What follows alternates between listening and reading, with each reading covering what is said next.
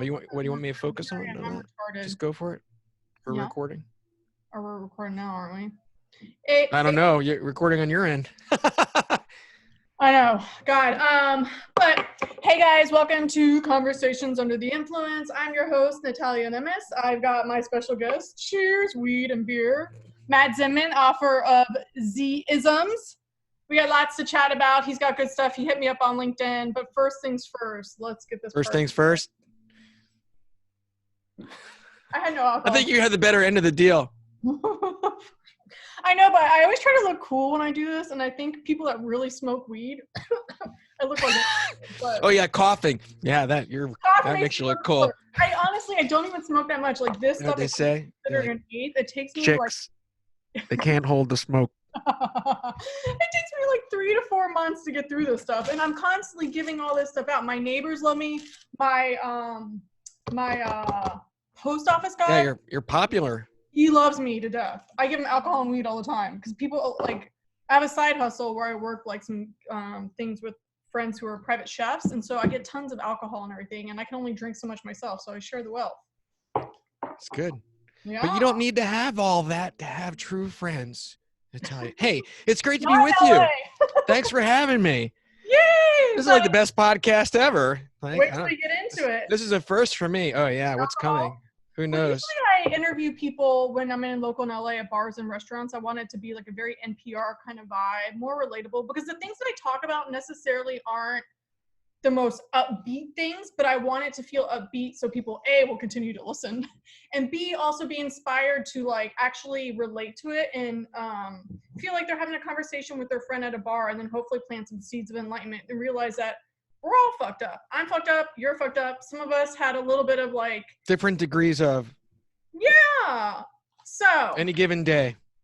Let's get into it real quick. Do you want to give all a brief bio about you and what you do? And then I will get into questioning you about your book. Sure. So I am near Philadelphia. I grew up here and here my whole life. I went to Temple University, if you've heard of that, and went into marketing, communication, public relations. I worked for agencies for a number of years. And then I went out on my own. My personal and my business world came together. I had a 2-year-old and I had divorced. And so I needed the flexibility. So I started my own company in that field. And then I launched into the world of internships, which I had always been involved in. And I started a nonprofit called the Internship Institute. And that's been 15 years. And now I just wrote the book. Hey, so what more do you want to know? That's the career resume stuff. You want to get to the good stuff. I don't know. It's late in the day here. I'm 3 hours into the future, so that is true. It's only like noon my time. Yeah. But anyways, real quick before we jump into it, has anyone told you have like a good radio voice? No, haven't heard that. You do. Who knows? Tell me more. No, actually, funny enough, someone said to me earlier, I hadn't thought about that I should start my own podcast, and I was like, I never thought. Yeah, I got the equipment. Dinosaurs. No one wants to read books anymore. They want us to either sing them songs, read them a lullaby, or podcast. I know. The audiobook is next. That's kind of my next thing. I got to figure that out. So if you want to read my book, you kind of have to read my book. There's no listening to it right now. So you'll be like, wah, wah, wah. Audience. Well, let me get into this. So like, sure. A lot of people want to write books, but not actually get through with it. And I don't know about you, but for me, writing my book was one of probably the most hardest things I've ever done in my life. It takes a lot of commitment to sit through your shit and also like structure it. I got really lost into the process. I was just like, I don't know anymore. And then life happened and literally my whole computer and my backup drive of my first book, gone. No. Done. Catastrophe. Yeah. We've all been through that, but not with a book. Yeah. All right. You didn't read the chapter on prevention? Your chapter? Yeah. You would have had a backup. I did have a backup, but the backup didn't work. The backup to the backup? All right. Story of my life. That's terrible. I'm sorry to hear that. But you did it. Good things Your always resilience. happen. Yes. Good. Now, I'm going to switch around a little bit more because I want people to understand your back history to then be able to understand what you have to say. And somewhere around chapter 5, you delved into like, and I may be jumping the gun, but like the mental health issues in your family as well as things that you experienced yourself. Is this kind of on the other side of it, why you decided to write your book? You learned some stuff? Well, I've certainly lived my share of life, like anybody else would say the same thing. But I've been wanting to write a book for some years, 10, 15 years, and some things that are in the book that I felt were important to share. And I asked myself, you were just mentioning it before, but it's like, I'm in my early 50s now, so You look what? great. Boom! I know. You told me, I was like, I can't believe, really? You look great too. So I've had some living, and well, what would I regret not doing is part of the question, because the book leads up to defining your why and how do you achieve that, and we can get into that if you want. But you're right. It's written like a personal conversation with the reader. So I really felt it was important to put myself out there, and there were some very private things I had never spoken of before, one of which was I have had to manage depression since my early teens. I didn't get the best gene pool in that Shout way. out to all you people out there as well. Yeah, like I'm so unusual, right? Everybody. Fabulous. Yeah, I know, but it shapes you. It shapes you, the experiences that occur, and how you have to manage yourself, not getting too low, and those sorts of things. And that's really Are you on all the more important right now. Wait, one more time. Are you on medication now, or how are you like navigating through it? That's certainly part of it. I mean, it's a chemical imbalance, so it's just brain chemistry. So people are like, well, they dance around the mental health issue. I don't understand. I mean, our brains are part of our body, and it's a physical health thing, and you got to take care of what you have to take care of. And then from a life event standpoint, certainly I've had my share. Both my parents have, contended with different things. My dad was bipolar. My mom was a depressive. My brother David, unfortunately, in 2012, he had been suffering. He had a bad fall and got into opioids, and he checked out. And so it's it's from both personal experience and wanting to really take it again head on and have it in the book. I mean, it's just one chapter in the book, but it's so important right now. I've been talking a lot about it because I don't think people should dance around it. It's a quality of life thing, and people are counting on you, and the other way around. You got to take care of yourself. The less we stigmatize it and talk about it, the more open it is. Because at the end of the day, it's like going back to we're all screwed up. We all have our issues, and some people don't realize it. And for me personally, the more I was trying to quote unquote hide it and put on a face, the deeper and darker and the worse it got, And finally, when I started being more open, it actually opened the door not only for healing for me, but also healing for other people. Because there's so many of us that are struggling, whether it's anxiety or depression, but or whatever it is that's in our head, whether we're trying to live up to a certain standard from a religious aspect or a parent aspect. There's all these things.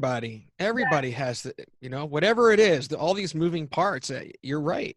We all have it. Like I'm here sharing my. That's why we're drinking at noon. Oh yeah, I feel like I should take. Yeah. But I mean, I'm sharing my truth as it were. But everybody has it, and no matter where you are in life, you've been through whatever you've been through. Just keep going. Yeah. Got it. All right, so let's go back to. You opened up in your book. Actually, let me see. And I'm not really good at this stuff. Let me see if I can share the cover real quick of your book. Want me to hold it up? Oh yeah, you have it. It'll be easier. Yes. Yeah, it's an arm's reach here. Okay. So you see that? Sell it. What is it? Z-isms, insights to live by. And it's on Amazon. By Matt Zinman. It's on Amazon. It's going to be on major retail stores as well, but Amazon's probably the best place to get it right now. Okay. And then there's that guy right there. Hey, is that you know who that is? It's funny. I share. Yeah, I've been sharing this. I mean, I know what it is, and there's a story in the book about it and how it came about. It's kind of an odd story. And the first part of the book's free to read, right? You can go on Amazon or my website, take a look inside, and if you want to keep reading, you'll know. I mean, that's what more can I ask? I will say this: a lot of people write books and they suck, but yours is actually good. It's really good, and it's funny. Your book does not suck. That's a good advertisement. That this could book actually does not suck. I know. Does not suck. According to you never know, right? You're inside your own head. You're talking about writing a book, not writing a book, and I certainly was in personal development heavy in my 20s, maybe even in my early 30s. But I haven't been reading personal development books hardly really at all for some years. It's kind of a good thing because I don't really have anything to compare it to. So I just wrote this out of myself. I had some influences. I mean, Malcolm Gladwell has been somewhat an influence on me. Rhonda Byrne and The Secret Law of Attraction. that's certainly covered in the later part of the book too. So that it's kind of a cross between that. But other than that, it's like, well, this is in my head, and you never know until it's out. Right? Right. I don't know what to compare it to, but it's been well received, and I'm just really grateful. And you know, It's I'm just good. happy to be here. People Yeah. write boring things. I've read some like funny like celebrity books and they're boring as fuck. But the only reason why they do good is because they're celebrities. And I'm like, my stuff is good. Read it. Okay, so there's Yeah. something I want to get into. So Sure. one of your quotes, I think it was in chapter 3, said something along the lines of like, we often don't realize how stressed we are until we experience. I can't even read my hair. Relief. Relief. Yes. Okay, that was a good guess. I don't remember every word, but that sounds about right. I got Oh, that's impressive. my handwriting's awful. I usually voice memos. Mine's worse. But it kind of also goes back to like mental health and stuff. We're so taught to like push through and this and this and this that we ignore this and this, and kind of, I mean, that hit me because I've experienced a lot of stress in the past couple of years between like mental addiction in my family and people literally being missing and kids getting taken away and my financial thing went shit and then got attacked and robbed. So all this stuff was hitting me, and I literally, my body broke down in this like crazy depression because my mind was like, you need to slow the fuck down and deal with yourself. And I didn't realize how stressed I was until I started to find the relief. And then I had a whole nother mental breakdown to realize what I just got. Right. Yeah, it's a cycle. I think, that's the chapter on prevention, but it all kind of threads together. It does relate a lot to depression because the thing with it is you don't realize that you're depressed at first. And like in a real mild area, it's almost like that spring is here feeling like, oh, wait, I was like sluggish and feeling cruddy for the last 3 months and didn't know it. But then when you sink into it and it's like quicksand, then you really need to, take action. So yeah, until you experience that relief. So that was a quote. That was a good quote. Do you want to tap into, so people who are listening who maybe aren't aware of, they may be in a mild depression or the beginning stages, you want to tap into some of what that looks like and feels like? Well, yeah, I mean, for myself, just on the life management side, I have to be really on top of not letting myself get down. It's because I don't want to feel that. Because if you sink in the quicksand and you can't, it's harder to get out, and you get to the point where you just, if you've never experienced depression, you'll know what I'm talking. If you have, you'll know what I'm talking about, and if you don't, I wouldn't wish it on you for the world. But I kind of go by like a 3-day rule because I know I'm going to get knocked down. I might bad weather day or just not feel right. But if I get to a third day and I'm like, I don't give myself a choice. I absolutely structure my day. I might even over structure my day, like parent myself really. And I work out. I'll reach out to people who lift me up. I just make sure I do that. Whatever it is that's going to, get me back to, closer to center, and just coping skills really, but just have to be that much more vigilant about it. I love it. Because I kind of in the same boat after being in the hole, got myself out, knowing that I literally also put a time limit on it. And it's funny because there's a saying for me, it's like whatever you feed, you grow more of. So like we want all this good stuff to happen, but yet like going back to a lot of the things you were talking about, like the cycles we play in our head, we feed these negative cycles over and over and over again and wonder why our external reality hasn't changed. Like so much of it is here, and it's nice to know that there is a way to kind of put your depression or whatever it is in the corner and be like, honey, you ain't coming out to play all summer. Like, get in a corner. And usually I'll like force myself to shower because physically the water just helps put on some lipstick. And it's funny because the days I'm feeling good, I don't wear much makeup. The days I'm feeling like shit, I always throw on lipstick. People are like, you look great. Da, da, da, da. I'm like, shit. And the days I feel great, people are like, are you sick? I'm just like, you can't win. But yeah. I can't make off today. Yeah. But yeah, the other thing that's really, I mean, look, for where we are right now, and there's a lot of people going through the adjustment of whatever the norm, whatever you want to call it is, it's hard. Change doesn't come easy for anybody. And depression is definitely something people are more susceptible to. So I want to talk about it and get into that. The one thing that's really good that has come out of, there's a positive, it's that now it's a lot more accessible to get support with the telehealth, right? It's not like, oh, I've got to call and make an appointment and lie on some couch, right? People have a lot of barriers to even, doing that at all. And now it's, get yourself evaluated or just, whatever support you need, you're a phone call and a Zoom away from I a know. professional, right? So that's a good thing. That barrier's, a lot less. Yeah. Now, So kind of going back into that, then also too, like there's a couple of things like perception, just because something feels real doesn't make it true. And then also like you touch base on like the power of journaling, which I think also again ties into like mental health and the things that like go with all that stuff. Can you talk a little bit more about?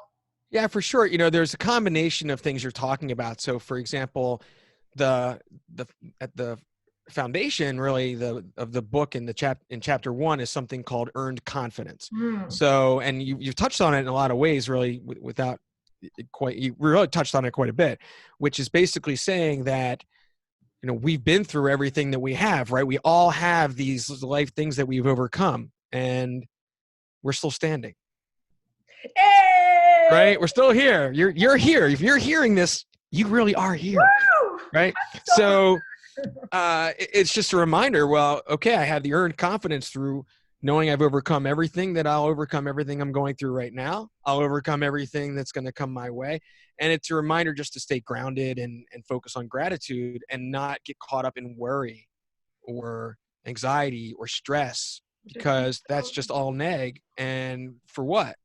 Yeah. Right? Just deal with the real, because you can. So that's like one filter around the mindset. And then of course, mood health is just straight up. I mean, everyone knows, you're seeing the world through totally different lenses on one side of that mood scale or another. And then there's perception. So we all have however we experience life at any given moment, whether and rooted like our character traits and our values, and whether we're a good listener or all these different things. And whatever it is, we assume that it's the truth. Yeah. But it's only an interpretation of, and just that. remember that. What's that? The cheers to that, because I think that screws up a lot of people. I think what people don't realize is you said something along the lines of like, where is it?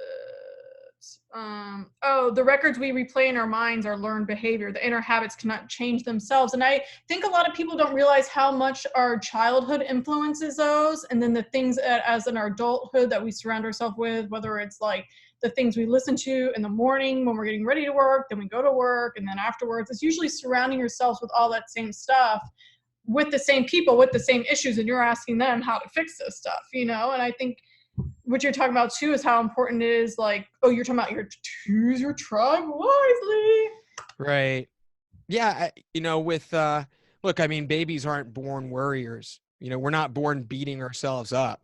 You have to unlearn these things. So if it's worry, for example, and it's a habit. So maybe if you can't stop yourself, and we're rooted on earned confidence at the moment, and you worry about something, and then you have to catch yourself when it doesn't happen, and then stop and be like, what did I do to myself? What, all that neg for what? And then who did I spread that neg to? Because we have a personal responsibility around our energy and how we affect others too. And so that's a big part, later in the book.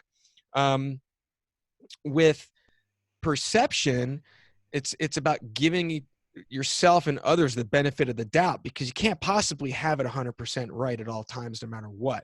So building off of earned confidence, it's like, why make assumptions? Assumptions are very much the same kind of a dynamic as worry. It can be a learned trait.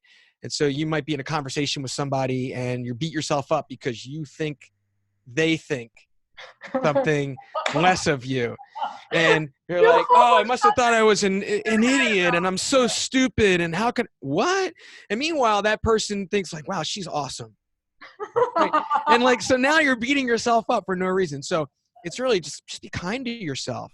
Like, start with that, right? You deserve it. Be kind to yourself. Like, believe you deserve it, because you do. And that's your foundation. And then you just got to cut it out. Those things that we're so used to as a habit playing through our head.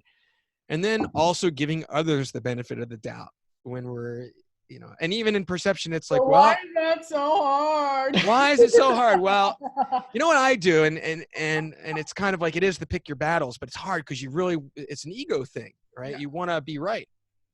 And if you're in conflict, and this is a little like emotional intelligence kind of stuff, but two people actually can be right about the same thing. Yeah, it's two different existence. Just two different perspectives. So it doesn't necessarily mean there's a wrong, but someone's got to yield. So on the ego part, it's like, well, do I want to, there's that chapter on elements, right? Fire plus fire, you're talking about, makes more fire. So you can make a decision. You know what? I don't really think I want a week of angry email threads and, texts and, turning my life upside down. Like, is it really worth it to me right now in this moment to be right about this? Like, really think it through before you keep going. So yeah, I mean, that's just that's just decisions and catching yourself and staying positive, right? And it's so crazy too, because I know you talked about like part of one of your chapters about like managing energy and like do not feed the energy that drains you and all that stuff. And it's crazy to me how much more we're willing as a human race to feed the negative energy more than the positive energy. And I don't know about you, but I personally blame a lot of it. And I don't own a TV anymore. And that's been one of the blessings in my life. And I also like all the things that I subscribe to, whether it's Netflix or like Pandora or whatever, I don't listen to the fucking advertisements. I pay to touch that shit off. That stuff is just as toxic to you as like chugging bleach, like the president just recommended. You know what I'm saying? Like people aren't aware of that. And I also think that feeds a lot of too of like what you're talking about, like the worry and like a lot of the like mental like things that we talk about constantly. Like there's never anything good that we're feeding our mental and our spiritual health. That's why I'm like, people need to read books. People need to listen to audiobooks. People need to listen to more podcasts because so much of what's out there is junk food. So, yeah, well put. I mean, I'm on a news diet right now because it's not like I'm not going to check in, but I'm not going to get sucked in and watch one program after another pundit saying the same thing or, or the counts going up or this about that. I mean, it's just the same thing every day. I mean, why would I want to, it's like a diet, really. It's like a diet. What are you feeding yourself energetically? And you have to be paying attention to that. So, managing energy, it's a day-to-day thing for me. Like you talk about writing the book. Well, yeah, there's times when I'm trying to write a cohesive sentence and I can't put one together in half an hour time. Maybe I just could do laundry right now because I'm out of gas, right? So that's a personal management thing. But then there's the awareness that we do have, we're energy beings, energy transfers from one to the other. Talking about being out with your friends or you're having a great time and then you run into, when we can be back in a restaurant or anything like that. Yeah, right. But like someone flips your attitude for whatever reason, nothing to do with you. They're having a bad day and now you are pissed. And why? Because you allowed that transference. So you have to be really mindful of your own. And then, like when I'm out with my son and we're mindful of these kinds of things, like we'll recognize that and then we'll make an effort between us to cheer that person up. Like how do you guys do that out of curiosity? We make fun of ourselves probably is I dance self-deprecating and either it makes people happy or it makes them really, really mad. Yeah. I try to make it hard to be mad at me, although it still happens. Yeah. What can I say? But yeah, I mean, that's just an example. And, that's really at the foundation and recognizing that. And then it gets into things around intuition. And, I'll let you tell me where you want to go with questions, but there's a lot on different topics and chapters on this. I love it all. I mean, I think people are really starting to wake up. And I mean, growing up in the East Coast, I thought everyone out here and the things I am talking about now are all tree hugger, hippy dippy spiritual shit. And I would make so much fun of it. And now I'm hugging the trees and preaching it all. And it's crazy that like, what I've learned through like, trying the corporate thing out in New York City, my dad suddenly died, which honestly began my enlightenment journey just because at 26, I was like, fuck this, life is short. Like I was 40 pounds overweight in New York City, developed an eating disorder and a cocaine habit. And at like 24, I'm like, this is working for me. You know what I'm saying?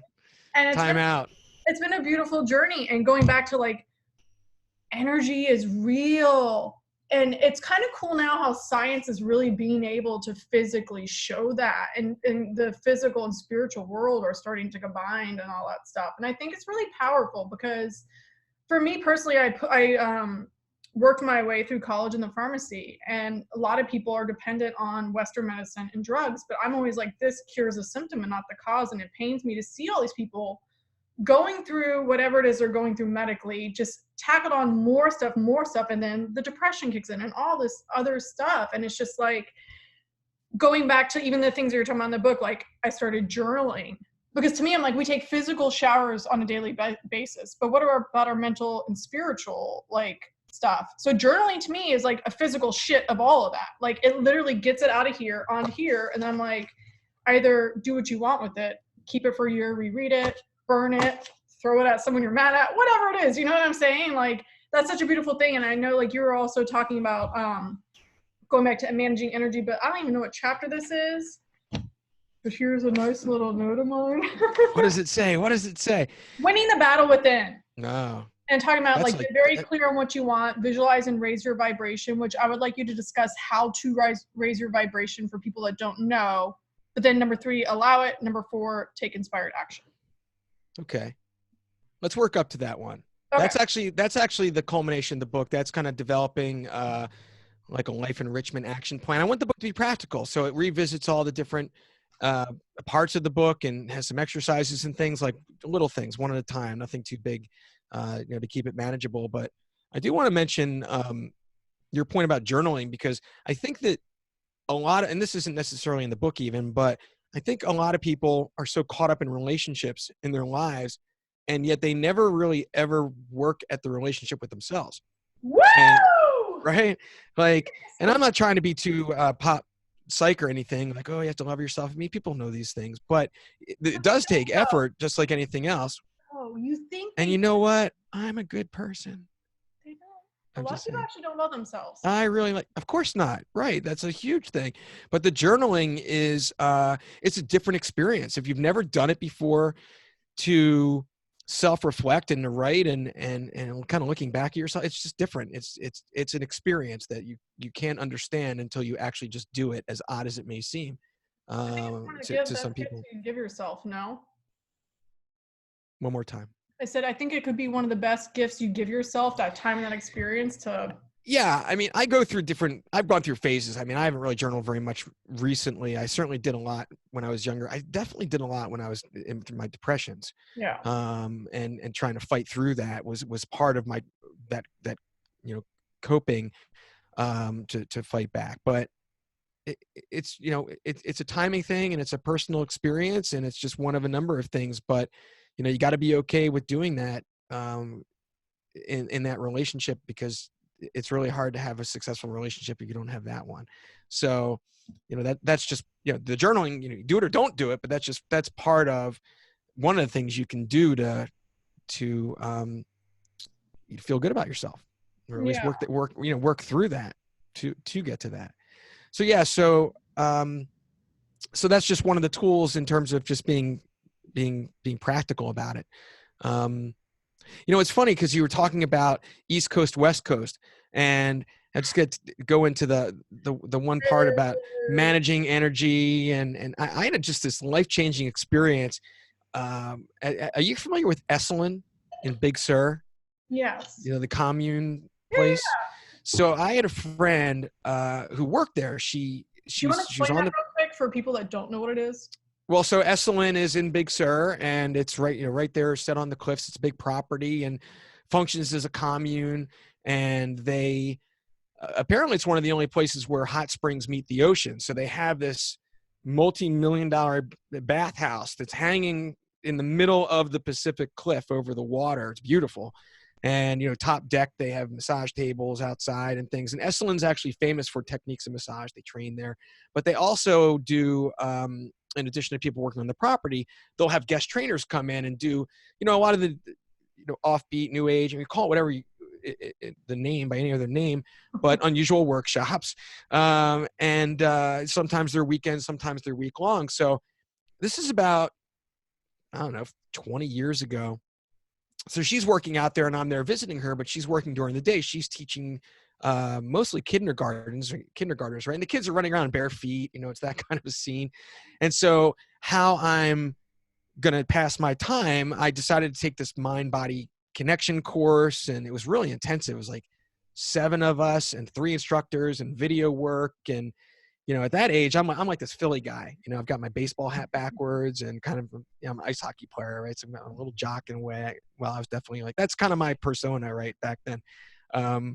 Anyway, I was definitely like the sore thumb. I was, which one of these is not like the other? That was me. So, but I thought it was really life changing. And even to this day, it got into one of the chapters in the book, which is about the elements in motion. And they talked about how, if this is a little hard to describe without the image that's in the book that goes with it, but if it's a quadrant where you've got earth and water at the bottom where they are in nature, and then one's forward, one's backward, being earth, water, and then in the upper quadrants you've got fire forward and air backward. And it just talks about how these different, how the elements relate. There's just too much to get into. It's like 36 hours, right, in a week's time. It's very, very intense, very compressed.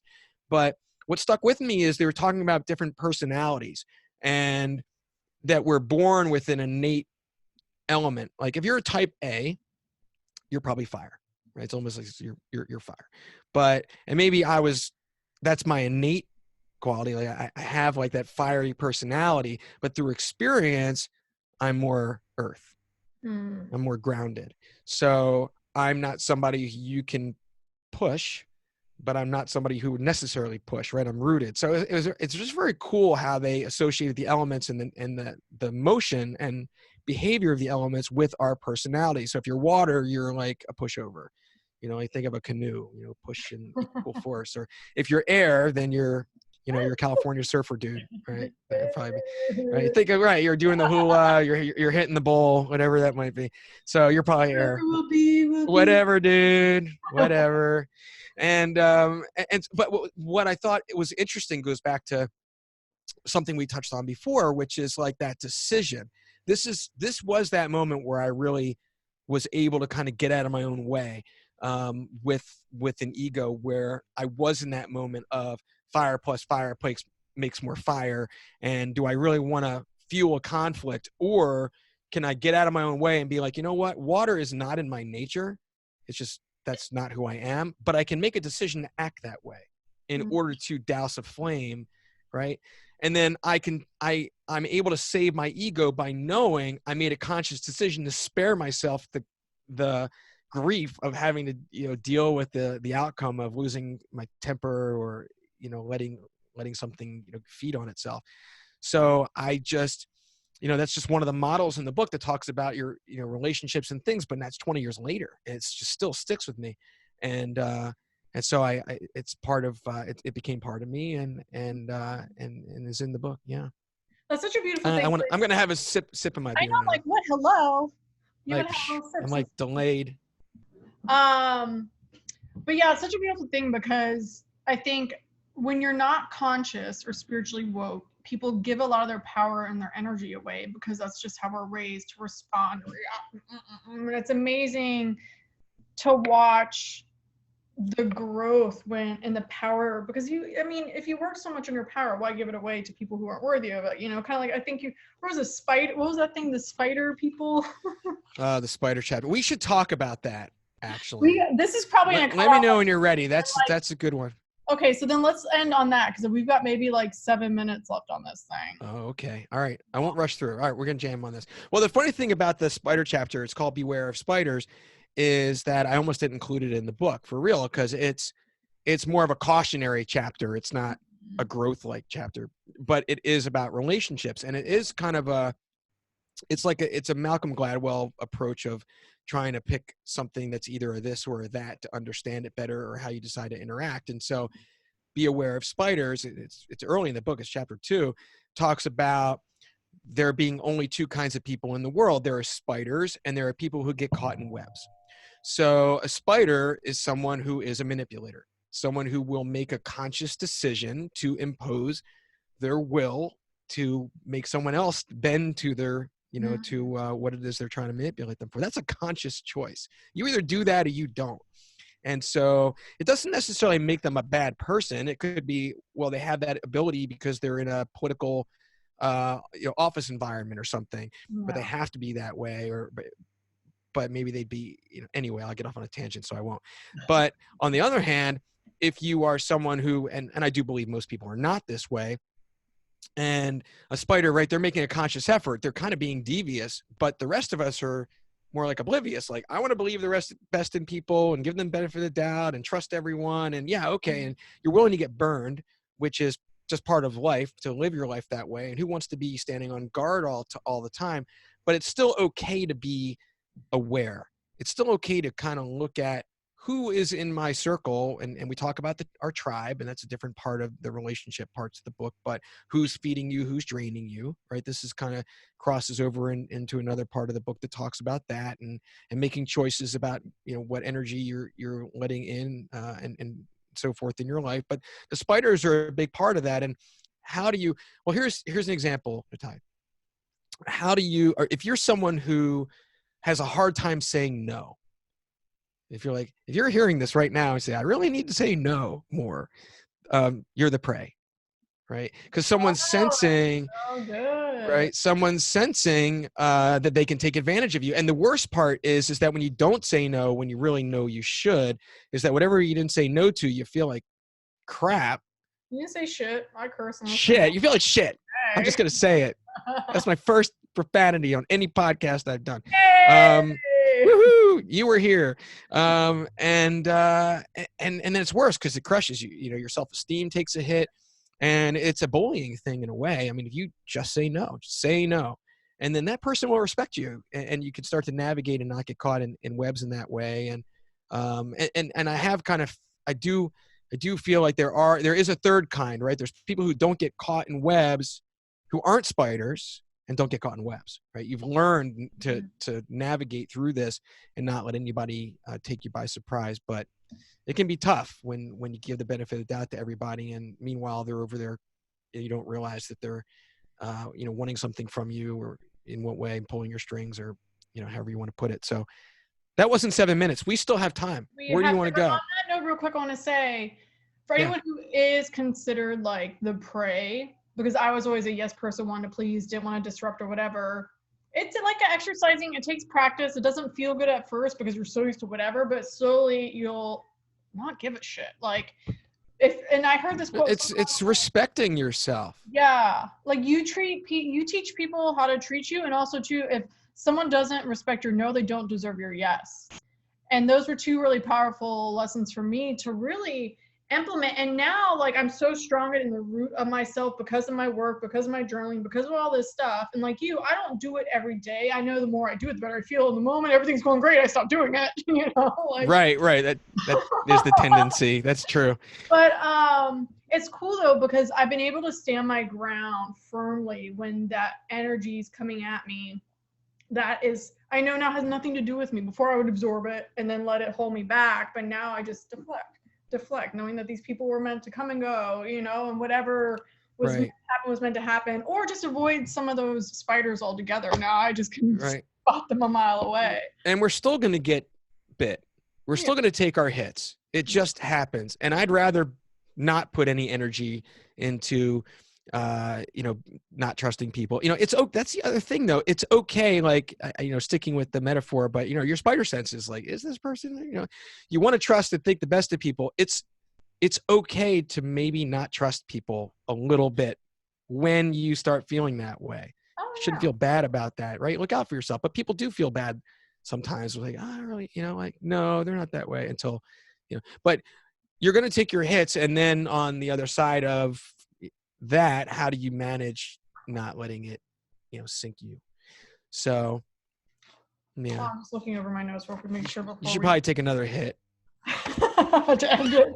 I gotta go do stuff today, actually. I gotta go do. Oh, all right. Well, perfect quote that I think I would like to leave this on.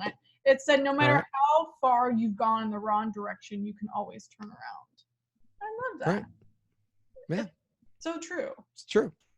I mean, it's an earned confidence thing, right? No matter what you've done, you're still standing. It might have been good or bad, but you're right here and everything else is in front of you. Now what? You throw a party. You got to make it out here to the east, or I got to make it out there. Meet you halfway in the Midwest. BookCon, but that thing got canceled. But I'll be out there soon. All right. So we got to wrap this up. Yes. Let us know where we can find you, book, all that good stuff. Sure. Yeah, thanks. So Z-isms, Insights to Live By. I have a website, which is Z-isms.com. There's a hyphen. If you're on the international side of this, it's a Z. Some people say Z. Same letter, right? Or go on Amazon, because I'm really glad the reviews have been really good, and again, you never know, and it's been well received, and you can read the first part of the book for free. That's a good thing. And then if you want to keep reading, you'll know if you want to keep reading. So what more could I ask for? But I didn't write this as a business card. I funded this out of my pocket. I want to make a positive impact on as many people as possible. And I have to have a comfort, which I'm working on, to say, go buy my book because you're going to like it. How is that? Because the shit don't suck. Hey! Because it don't suck. That's what I'm saying. Suck. Yay! Well, That's let's funny. cheers. I'm not smoking anymore. Hey, cheers to you. All right. That. I'm with you. Sure you're not. We believe you. It was a pleasure. Thank you to everybody listening. I don't know if I don't want to spread it, but it's ginger tea. What is that? Yeah. It's all about balance. I know. You're so Cali. I'm East a little Coast bit of girl. everything. I have a lot of different layers. Get me in New York, I'm a dick. All right. Well, that was a compliment, actually. I wish there was more laid back, open, free, energetic, aware people here, right? So thank you, everybody listening, and thank you for having me. Thank you. And then everyone, if you guys want to check out my book, The Shit They Should Have Taught You in College, you can either go to my website, shit101.com, or directly to natalianemes.com. It's on iTunes and Kindle and Audible. And then obviously the podcast is The Shit They Should, no, wrong one. Conversations Under the Influence. I have too much stuff going on.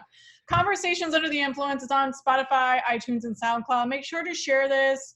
If you guys learned a little bit, either make a comment, let us know what you guys enjoyed so we can maybe have Matt on again, talk a little bit more about it all. And yeah, I'd love to. All right, ciao. All right, peace out. All right, thanks. Now I gotta figure out how to turn this thing off.